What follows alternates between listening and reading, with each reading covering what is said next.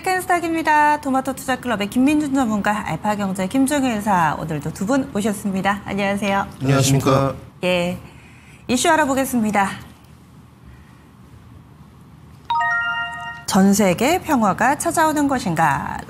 러시아와 우크라이나의 전쟁도 이제 트럼프 미국 대통령, 푸틴 러시아 대통령 만남으로 인해서 이 종전에 대한 기대감이 상당하고요. 거기에다가 이 북미 간의 만남도 이루어질 수 있지 않을까라는 기대의 목소리도 있습니다. 그리고 종전이 된 것 같으면서도 여전히 총성이 끊이지 않는 이 가자지구에서도 뭐 모두가 원하는 결론인지는 모르겠지만은 일단은 조금은 국면이 바뀔 만한 그런 가능성이 나오고 있습니다. 그렇다면 이것을 주식 투자자 입장에서는 어떻게 받아들여야 될지 상당히 많은 일들이 동시다발적으로 나타나고 있는데요. 일단 현재 상황부터 좀 알려주세요. 김민준 전문가님. 저는 근데 그 가자지구에 대한 일반인들이 갖고 있는 내용하고 좀 다른 생각 갖고 있거든요. 그래서 뭐 기본적으로 이스라엘이 그렇게 잘한 건 없다. 기본 스탠스를 갖고 있습니다. 뭐 제 생각에 좀 차이점이 있어서 굉장히 좀 조심스럽고요. 단지 지금에 나오고 있는 내용들을 보면 주식으로 이제 접목 관계를 가져본다면 중동 리스크가 다시 발발할 수 있을 것인가. 첫 번째. 개괄적으로 말씀을 드렸을 때 그 부분과 두 번째는 러시아 우크라이나 전쟁이 지금 이제 뭐 3자회담 진행 중입니다. 돌아가면서 만날 거라고 하는데 이 부분도 일단락 될 것이냐. 그 다음에 우리 지금 남북 분단 국가죠. 김정은 뭐 위원장이라고 해야 될 것 같습니다. 김정은 위원장, 트럼프 대통령이 가서 또 만날 수 있을 것이냐. 그러면서 증시를 하방으로 내리는 요소는 제거되고 그리고 남북 경협주들이 다시 전면에 조금 부각될 수 있을 것이냐. 여기까지 좀 알아봐야 될 것 같습니다. 우선은 이 트럼프 대통령이 굉장히 조금 뭐라고 할까요? 기대에 좀 차 있다. 이렇게 좀 말씀드려야 될 것 같고요. 캄보디아 총리죠. 훈 마넷이라는 분입니다. 이분이 트럼프 대통령을 지금 노벨 평화상 후보로 지명했거든요. 캄보디아와 태국 국경에 관해서 어느 정도 트럼프 대통령이 잘했다 뭐 이런 내용입니다. 간단히 말씀드리면. 그래서 조금 그 노벨 평화상을 탈 수 있을 거라는 기대감을 벅차 있는 것 같고요. 그 다음에 뭐 전 세계에서 남북 분단 국가가 몇 군데 없죠. 우리 대한민국이 안고 있는데요. 북한과 분명히 개인 친분이 있습니다. 뭐 없다고는 못하죠. 미국 대통령 중에 유일하게 38선을 넘어갔던 미국 대통령이기 때문에 단지 그 뭐 김정은하고 김여정하고 친분 관계가 있는지 모르겠지만 그 북한과의 대의 관계가 원만한가 여기에 대해서는 좀 의구심이 있습니다. 뭐 좀 껄끄러워 보이는 것 같거든요. 대외 관계 자체는 표면적으로 비춰지는. 근데 여기에 관해서 현 정부의 기본 스탠스가 어찌됐건 민주당의 색채 자체가 남북 간의 긴장 완화로 가는 스탠스지 않습니까? 뭐 햇볕 정책이 뭐 이 정도까지는 아니더라도 평화 협력을 해보자 뭐 이런 기본 스탠스이기 때문에 사실상 벌써부터 남북 경협주들이 기존의 주도력을 갖고 있었던 조방원 화장품이나 성장주들이 조금 쉬어갈 때 부각된 건 사실입니다. 이미 주가가 많이 조금 올라온 상태고요. 단지 이 주도력이 이제 형성될 수 있을 것이냐 이 부분인 것 같아요. 우리가 개괄적으로 뭐 다루는 것보다도 지역적으로 자 앞으로 대북 관련주들 더 갈 수 있을 것이냐 그나마 실적 있는 종목들이 있는데 이게 지금 현대엘리베이터 차트 모습인데 주가 많이 올랐습니다. 많이 오르고 있는 것도 알고 있었고요. 뭐 이 시간에 이제 들고 와보지는 못했는데 주가가 5만 원대부터 올 초에 지금 1월에 여러분 5만 원이었거든요. 9만 1,000원까지 갔으니까 여기도 한 80% 올랐죠. 그리고 뭐 주가도 지금 85,500원에 있으니까 사실상 주가가 안 올랐다고는 절대 말을 못할 것 같고 그 다음에 이제 말씀드려야 될 것 같은 게 뭐 개성공단 관련주, 뭐 금강산 관련주 지금은 다 없어졌죠 사실은. 금강산 관광을 갑니까? 안 가죠.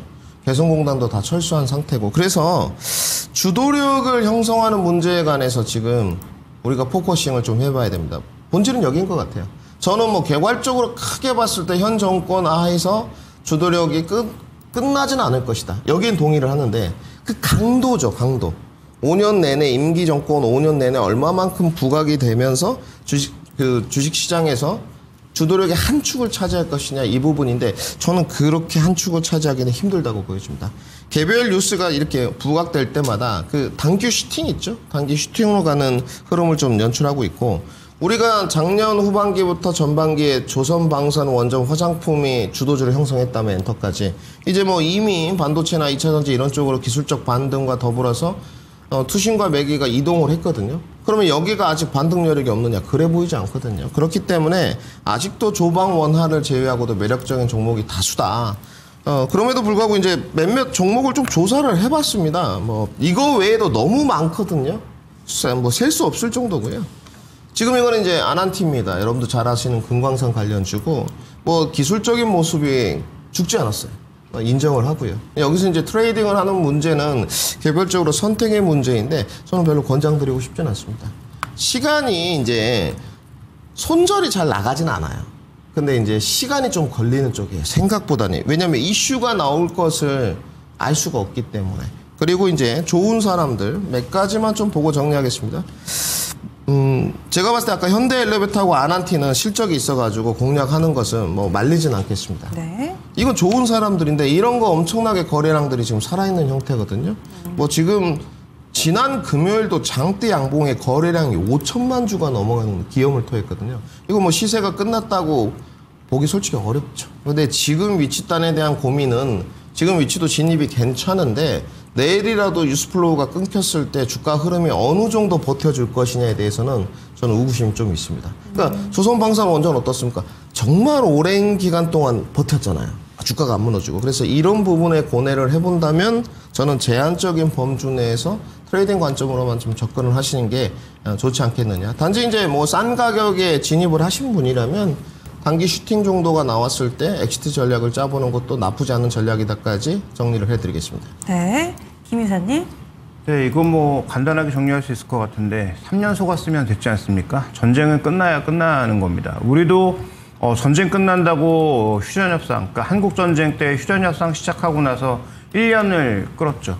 그래서 지금 뭐 전쟁 끝난다고 했지만 지금 트럼프 대통령과 뭐 젤렌스키까지 같이 만날지는 모르겠는데 어쨌든 뭐 셋이 만난다고 해서 전쟁이 끝날까?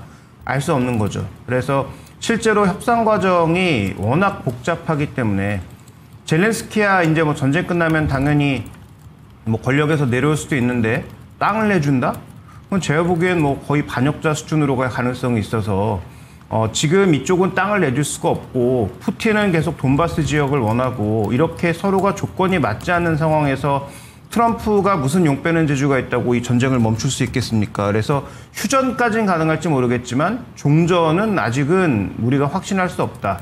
물론 이러고 나서 내일 당장 종전될 수도 있겠습니다만 어쨌든 이건 끝나야 끝나는 거다. 그래서 뭐 누가 만난다고 해서 전쟁이 끝난다? 3년 속았으면 됐다. 더 이상 속지 말자라고 말씀드리고 싶고요. 그 다음에 이제 북한과 관련된 얘기는 우리 정부의 입장에서는 뭐 비교적 민주당 정부가 북한 쪽에 유화적인 제스처를 취하고 있고 실제로 그런 효과들이 몇 개 나타나고 있는 건 사실입니다만 그렇다고 해서 뭐 개성공단을 바로 출발할 수 있을까도 애매모호하고 그 다음에 지금 트럼프 대통령이 관여해서 뭐 북미회담 같은 걸 진행해서 뭔가 성과를 내려고 할 때 이건 우리가 그 과거 드라마 대사를 떠올릴 수밖에 없는데요. 뭐 얼마나 줄 수 있는데요라고 북한이 물어봤을 때 과연 트럼프 대통령이 얼마나 줄 수 있을까? 제가 보기엔 별로 줄 게 없는 상황이거든요. 북핵 인정? 이걸 인정하는 순간 뭐 다른 나라에서 가만히 있겠습니까? 그렇다고 해서 뭐 북핵 인정을 안 하고 또 무언가를 제시하면 북한은 받아들일 수 있을까요? 또 하나, 지금 중요한 건 원래 중국과 북한이 엄청나게 밀착해 있다가 지금 러시아 전쟁이 나타나면서 북한이 러시아와 급속도로 가까워지면서 두 가지를 얻었죠. 석유와 식량을 얻었습니다. 그 다음에 거기다가 이제 사람을 제공한 거죠. 물론 그건 뭐 비난받아서 마땅한 일이고 나쁜 일이라고 봐야 되겠습니다만 북한 입장에서는 러시아와 친밀해지면서 식량과 이제 그 석유 걱정을 안 하게 됐다는 거죠. 그러면 굳이 옛날처럼 미국과 뭐 협상을 진행할 가능성이 있다? 제가 보기엔 별로 없다. 어차피 생필품이야 중국에서 다 오는 거고 그 다음에 식량과 지금 에너지 자원에 대해서 전혀 두려움이 없는 북한인데 미국과 뭘 협상을 할 수 있을까? 그래서 서로 뭐 불가침 조약 뭐 이런 거 정도 아무 의미 없는 뭐 그런 조약 정도야 뭐 맺을 수 있겠습니다만 큰 의미가 없는 그런 상황이어서 뭐 우리 정부의 노력에도 불구하고 이쪽에서 뭔가 당장 성과가 나오긴 어렵다라고 보여집니다. 그래서 저는 두 가지 다 모두 기대할 수 없는 상황이기 때문에 뭐 관련된 종목에 베팅하시는 것, 트레이딩에서 멈추시는 게 좋을 것 같습니다. 예, 알겠습니다. 두 분이 이런 지정적 리스크가 해소가 되고 사실 표면적으로 봤을 때는 지구촌에 다시 평화가 찾아오나 보다 이렇게 마냥 또 우리가 장밋빛으로만 볼 수는 없죠. 투자자 입장에서는 또 그 세세한 부분들 행간을 읽어야 되는 상황이기 때문에 이런 내용 나오면 아마 방산주 가장 많이 궁금하실 테고 어제 이미 한 차례 지난주죠. 지난주에 시장에서 방산주들은 이 큰 타격감을 꽤나 느끼는 그런 주가의 흐름을 보여줬습니다. 그러면 김민주 전문가님, 방산주는 이제 모멘텀이 다소 좀 소멸 구간으로 봐야 될 것인가? 어떻게 투자 전략 세우세요? 모멘텀은 소멸 구간이 아닌 것 같아요. 왜냐하면 그 뭐 중동 지정 확정 리스크를 제외하고도 저는 국제사회 자체가 앞으로는 그 뭐 이데올로기보다 더 아주 극단의 대립으로 가는 민족주의 중심으로 가고 있다고 좀 주장하는 쪽이거든요. 그러니까 지금은 자국 이기주의입니다. 미국 자체도 마찬가지고요. 그렇기 때문에 뭐 방산의 모멘텀이 끝날 것이라는 생각이 들지 않는데 우리나라의 방산 업체들에 대한 눈높이가 너무 높다는 거 첫 번째. 그 다음에 해외 우리나라 방산 업체보다 매출액이나 영업이익이 높은 기업들이 있죠. 뭐 대표적인 로키드 마틴 이런 것들. 이런 종목들보다 상당히 밸류에이션 부담이 있기 때문에 그 눈높이를 충당할 수 없다는 것이 가장 현실적인 조언인 것 같고요. 그러니까 뭐 지금부터 조금 더 가격적인 조정을 받았을 때 내가 좀 장기 투자 관점에서 이 방산의 업체들을 보면서 3년 5년 해가겠다. 밸류에이션 부담감이 좀 내려갔을 때 그것은 반대 의견을 드리고 싶지 않지만 지금까지 방산업체들의 속도가 마냥 좋았기 때문에 눌림목 구간에 들어가야지. 저는 뭐 금요일부터 계속 반대 의견 드리거든요. 지금 이제 방산은 달려들 때는 아니다. 62동 평균사를 단기 반등세가 쉽게 나오지 않는 국면이다. 이렇게 말씀을 드리고 있기 때문에 저는 기존 보유자들도 이제는 차익 실현을 이참에도 차익 실현을 고민해야 될 때고 신규 진입도 굉장히 하반기 식성을 확인하고 신중한 접근이 필요하다. 이렇게 정리를 해드리겠습니다. 예, 알겠습니다. 그래서 전체적으로 이런 방산주와 관련해서 우려가 좀 많으실 텐데 이슈 함께 좀 묶어서 알아봤고요. 섹터로 이어가 보겠습니다. 오늘 이사님이 보신 섹터는요? 네, 방산주입니다. 네, 얘기 좀 이어가 볼 수 있을 것 같고요. 그리고 전문가님은요? 네, 저는 미국 증시에서 좋았던 애플 아이폰 준비했습니다. 네, 그러면 이사님은 방산주 어떤 시각으로 보고 계세요? 네, 일단 뭐 저는 뭐 지난 한 2분기부터 지속적으로 외쳐온 게 조방은 좋지만 하반기에도 좋아질 가능성보다는 하반기에는 지수 수익률과 붙거나 아니면 변동성 자체를 예상해 왔던 상황이고 뭐 신규 매수에 대해서는 계속 조심하자 말씀드렸고 그다음에 뭐 부분적으로도 뭐 분할 매도 관점에 대해서는 이미 계속 주장하고 있는 바이기 때문에 뭐 의견이 바뀐 건 없습니다. 그런데 지금 자꾸 이걸 뭐 뉴스들을 살펴보면 이게 종전 때문에 뭐 방산주가 뭐 조정 압력이 있다라고 하는데 제가 보기에 그거보다 더 중요한 게 두 가지가 있지 않습니까? 일단 LIG 넥슨의 실적이 어닝 미스가 나왔다라는 게 가장 큰 이슈였던 것 같고요. 그래서 오늘도 이제 가장 크게 흔들리는 것으로 보이고 그다음에 이제 또 하나의 포인트는 우리가 이제 폴란드에 처음 계약을 할 때 수출 금융을 이용을 해서 굉장히 이제 좋은 조건의 수출을 했다는 거죠. 그러다 보니까 이제 폴란드에서 두 가지 뉴스가 나오고 있는데 폴란드도 이제 정치는 엉망이거든요. 거기도 이제 정치권에서 맨날 여당 야당 뒤집히고 뭐 서로 뭐 이합 집산하고 거기도 이제 엉망이라고 봐야 되는데 경제는 뭐 나름 성장하고 있습니다만 그래서 지금 그쪽에 돈을 줬다라는 얘기가 하나 나왔고 뭐 국내 업체인지는 뭐 정확하게 뭐 봐야 되겠습니다만 어쨌든 그쪽에 이제 돈을 줬다는 이게 하나 나왔고 두 번째로는 지금 조건으로 안 한다 이런 얘기가 나왔단 말이에요. 그러니까 초기 조건이 너무 좋았기 때문에 두 번째 2차 수주와 관련된 조건에 있어서는 금융 조건의 뭐 수정 가능성 이런 것들이 언급이 되면서 주정이 커졌단 말이죠. 그러면 이런 노이즈들을 우리가 어떻게 고민할 것인가를 좀 저는 봐야 될 필요가 있겠고 그다음에 지금 이게 하나 에어로스페이스의 반년 차트입니다. 반년. 그러니까 6개월마다 움직인 차트를 봐야 되는데 2022년부터 이제 본격적 상승이 나타난 거 아니겠습니까? 보시면 눈에 띄게 나타나는 특징은 항상 하반기가 찌글찌글하다는 겁니다. 그러니까 상반기 기대감 키워놨다가 실제로 하반기까지 수주를 모아보니 수주 늘어난 건 맞는데 예상보다 조금 덜 됐네? 이게 계속 반복되고 있다는 거죠.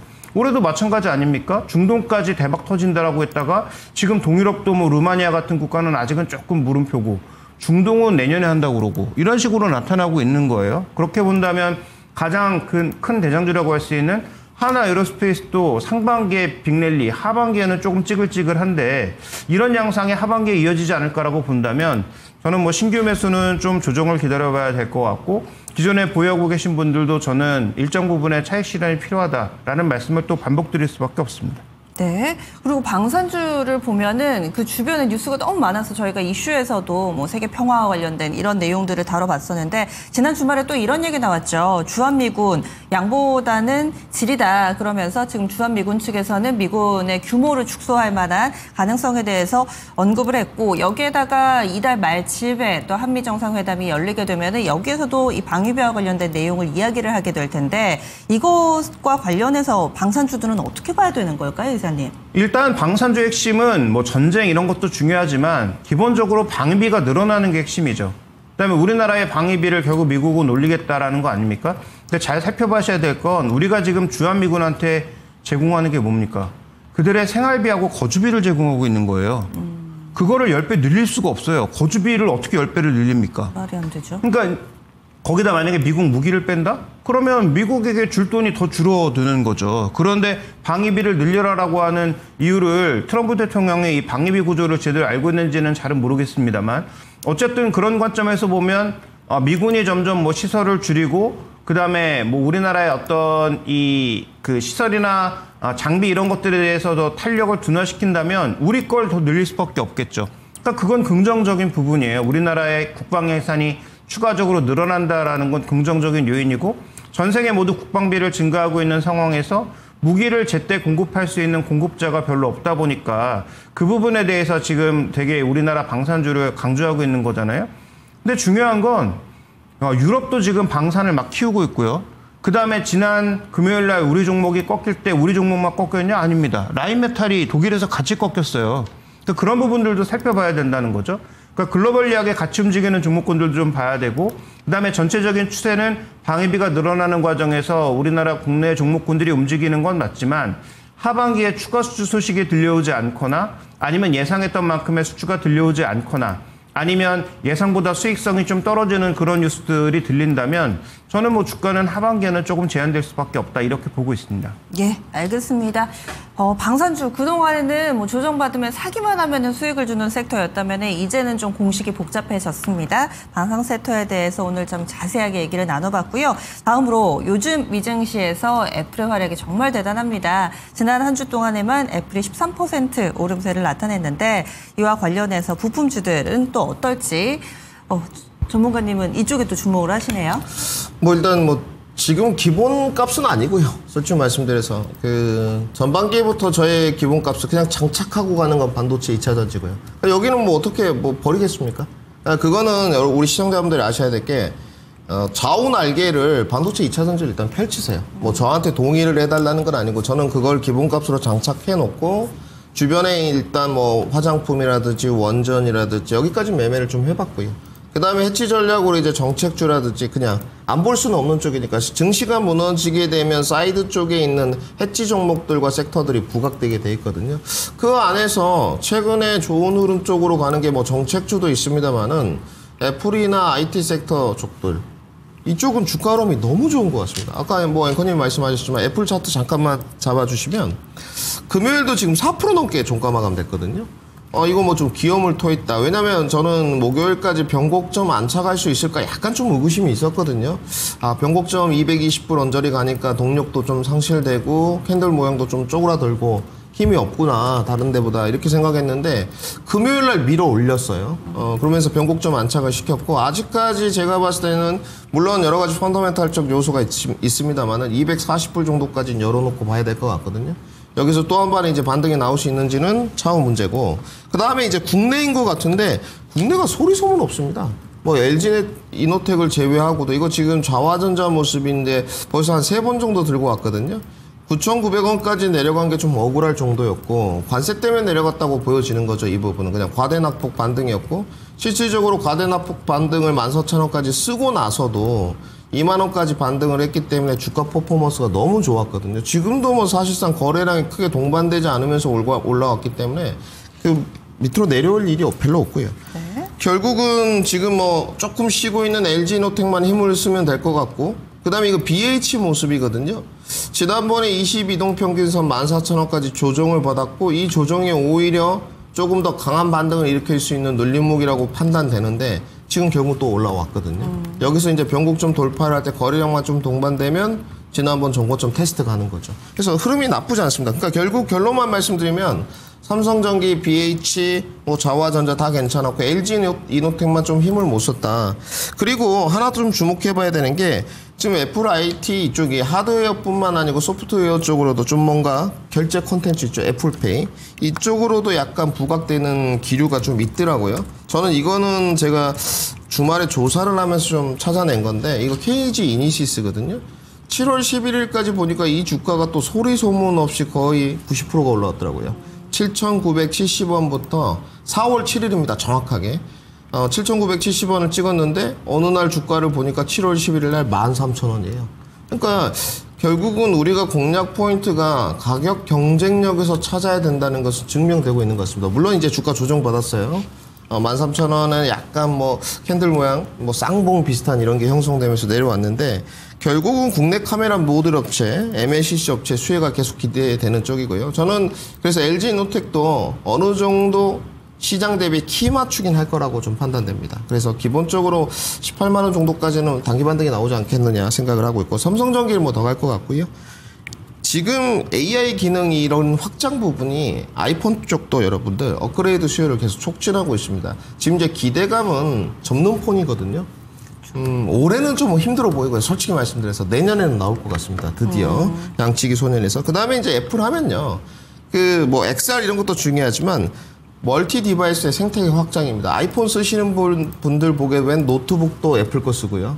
뭐 굉장히 고가입니다, 여러분. 노트북. 그 다음에 이런 비전 프로도 쓰시고요. 전부 다 애플 제품들을 꾸리죠. 그래서 이 멀티 생태계가 확대되고 있다는 부분은 앞으로도 우리가 해치 전략 내지는 주도력까지는 아니겠습니다만은 애플의 주가 반등 동력이 남아있기 때문에 지속적으로 좀 관심을 가져야 될 때가 아닌가 이렇게 정리를 해드리겠습니다. 네.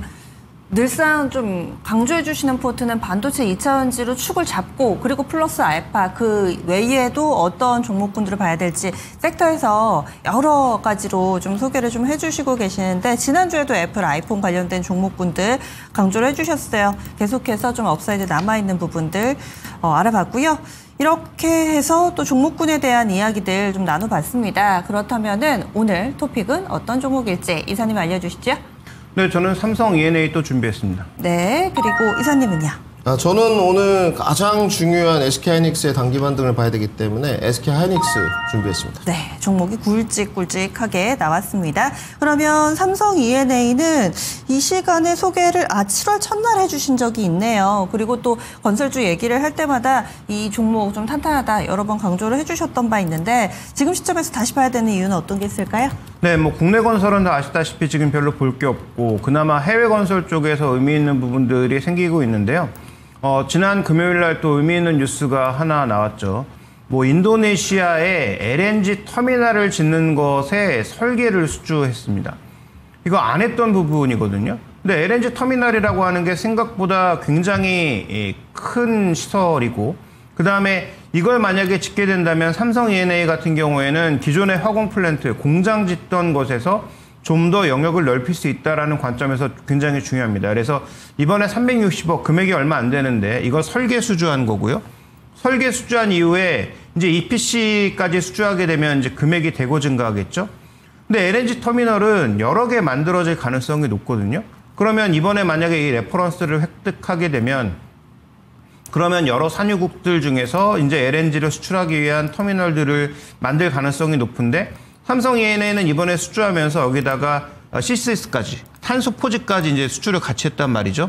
그러면 친환경 쪽으로 직접적으로 진출할 수도 있고 여러 가지 측면에서 삼성 E&A는 굉장히 많은 수주 금액에도 불구하고 글로벌 기업들 대비해서 굉장히 저평가된 기업이었는데 공정을 늘릴 수 있다는 측면에서 보면 굉장히 의미 있는 이슈다. 물론 여기에 전제는 EPC까지 이어진다라는 걸 전제로 깔았을 때 얘기입니다. 그러면 지금 밸류에이션은 뭐 PER 뭐 7배도 안 되는 실적이라면 뭐 제가 보기엔 너무 저평가되었다라고 봐야 될 것 같고요. 하반기에 지금 중동 쪽에 화공 수주가 추가적으로 예정되어 있는 게 있고 자, 비화공 쪽은 지금 삼성전자가 미국에 공장을 짓고 그 다음에 P4, P5 라인을 국내에서 짓는 것에 속도를 올려야 되지 않겠습니까? 여러 번 언급드렸습니다만 삼성전자의 공장은 삼성 E&A, 삼성물산 건설 부분, 그 다음에 삼성중업 건설 부분이 함께합니다. 그러면 캡티브 마켓 물량도 미국이나 한국에서 대거 증가할 가능성이 높다라는 측면에서 이 부분을 주목해 볼 필요가 있는 거죠. 그 다음에 삼성전자의 공장이기 때문에 삼성 E&A가 주축이 될 수밖에 없다라는 점도 주목해 볼 필요가 있겠죠. 그래서 캡티브 쪽에서도 성장하고 있고, 그 다음에 지금 생각지도 않았던 새로운 수주가 들어왔다라는 점과 하반기에 화공 물량까지 고려해 보면 현재의 주가는 제가 말씀드렸던 때보다 많이 올랐지만 여전히 굉장히 싸 보인다. 막상 또 오늘 증권사에서는 4만 원 목표가 리포트가 나오게 됐는데 그 정도까지 갈지는 잘 모르겠습니다만 어쨌든 지금 가격은 굉장히 싸다. 주가가 많이 오른 듯 보이지만 그래도 싸다. 이렇게 말씀드리겠습니다. 네. 굉장히 꾸준히 오르죠. 설명해 주시는 동안에 또 삼성 E&A 차트도 확인을 하셨겠지만 7월 초 대비로도 한 20% 정도 올랐고요. 또 올해 이 하반기 들어서면서 상당히 좀 눈에 띄는 퍼포먼스, 다른 건설주와는 또 차별화되는 흐름을 보여주고 있습니다. 업사이드 더 있다 강조를 해주셨고, 그리고 오늘 SK하이닉스 많은 분들이 좀 주목해서 보고 계실 겁니다. 과연 이 조정은 언제쯤 끝나는 것인가? 지금 중요한 위치라고 김민주 전문가님 얘기를 해주셨는데 좀 더 설명을 해주시죠. 네, 오늘 기술적으로 굉장히 중요한 위치고요. 우리가 SK하이닉스의 펀더멘탈에 관해서 이야기할 필요는 없습니다. 그러니까 실적을 놓고 이야기를 하게 되면 별로 드릴 말씀이 없어요. 너무 실적이 좋고 밸류에이션 싸기 때문에 전 종목 다 통틀어서 챔피언인 것 같습니다. 그러면 이제 기술적 위치에 관해서 어느 정도 하방 정책성이 확보됐는지, 그리고 두 번째 삼성전자의 추격 격차가 있는데 동반 상승이자 할 수 있을지, 이 부분을 봐야 되는데, 저는 펀더멘털적 요소보다는 투심의 향배라는 단어를 적었거든요. 그러니까 지금 SK하이닉스는 여러분들 자꾸 펀더멘탈을 놓고 HBM4가 안 되면 어쩌지 이런 문제가 아닙니다. 그거 안 돼도 올해만큼은 돈 많이 벌 수 있을 만큼 잘 해놨고요. 농사를 잘 지어놨다는 거예요. 그러면 지금 단기 투심의 향배인데, 자, 차트 모습 보시죠. 지난주에 주봉 캔들이 도지역 마감이 됐거든요. 도지역 마감이라는 건 이번 주에 방향성이 위든 아래든 결정된다는 것이고, 아랫방향으로는 사실 24만 원까지 조금 열려 있어요. 약간 5% 정도. 그럼에도 불구하고 저는 윗방향으로 갈 가능성이 높다고 보여집니다. 그러면 이번 주에 이제 방향성이 정해지는 한 주죠. 이번 주에. 왜냐면 지난주에 조금 양봉을 만들었으면 좋지만 캔들이 도지형으로 끝났어요. 근데 오늘 지금 장 초반부터 월요일인데 1.36% 오르고 있는데, 여기서 금요일까지 종가 마감을 시키면서 양봉 마감 시키면 주봉 기준입니다. 이제 윗방향으로 잡히는 거고, 한 차례 더 눌림목을 주게 되면 24만 원 테스트를 가는 거예요. 그러면 하방 경직성이 아직 안 만들어진 겁니다. 그러니까 유념하셔야 돼요. 이 부분에 관해서. 특히 지금 SK하이닉스의 가장 중요한 부분은 뭐냐, 제가 윗방향 가능성이 높다 그랬는데 마지막 줄에 여러분들 남아 있습니다. 지금 SK하이닉스의 펀더멘탈 요소나 이런 게 중요한 게 아니기 때문에 지금의 자리가 진입할 만한 매력적인 구간인가, 이게 여러분들 상방 흐름을 결정하게 될 겁니다. 그러니까 투심은 딱 거기에요. 자, SK하이닉스 너무 실적 좋고 밸류 좋고 다 좋고 삼성전자가 추격하고 있긴 하지만 워낙 돈은 잘 벌기 때문에 이 정도에서는 뭔가 단기 수급이나 외인 수급이 유입될 수 있겠지. 이 시장의 눈치 보기거든요. 그러면 지금이죠. 지금이기 때문에 하방은 24만 원이 웬만하면 안 무너지면서 가는 게 좋고요. 이번 주에 지난주에 전고점이죠. 26만 6천 원을 강하게 돌파하면서 28만 원대 갭이 있다 그랬습니다. 그때가 단기 거래량이, 매도 거래량이 굉장히 많이 나온 7월 17일이기 때문에 이 28만 원을 완벽히 돌파해 주는지까지 체크를 하시고요. 여기를 돌파 못하면 30만 원 언감생심입니다. 여기를 어찌됐건 돌파시키면서 30만 원을 돌파시킬 때 거래량 동반시켜야지 우리가 원하는 31, 2만 원까지 진격을 할 수 있기 때문에 요번 주에 판가름이 나는 한 주다. 주가의 방향성을 잘 탐독해보자. 이렇게 정리해 드리겠습니다. 네, 하이닉스, SK하이닉스 펀더멘털은 두말할 나위도 없이 숫자로 확인시켜주는 기업이기 때문에 지금 기술적인 중요한 위치다라고 좀 설명을 해주셨어요. 그래서 주봉으로 양봉이 형성이 되는지, 그리고 가깝게 이 가격 구간으로는 28만 원 돌파 여부가 상당히 좀 중요한 위치다 얘기를 해주셨으니까, 지금 기로에 놓여 있는 SK하이닉스 과연 어떻게 좀 방향을 잡아갈지 기술적인 분석, 여러 가지 시나리오 짚어봤습니다. 그러면 오늘의 두 종목, 과연 토마토 AI는 어떤 쪽으로 마음이 좀 더 기울었을까요? 보겠습니다. 네, SK 하이닉스가 7위입니다. 삼성 E&A 3위고요. 하이닉스가 주가는 요즘 뒷걸음질 치는데 왜 좋게 보냐면 단기, 중장기 성장 모멘텀 너무 확실하다라는 측면에서 또 토마토 AI의 응원을 받고 있습니다. 그리고 삼성 E&A는 수주 호조에서 이 실적, 성장률이 완만하다라면서 공격적이지는 않지만은 서서히 올라갈 수 있는 종목 이런 평가를 내렸습니다.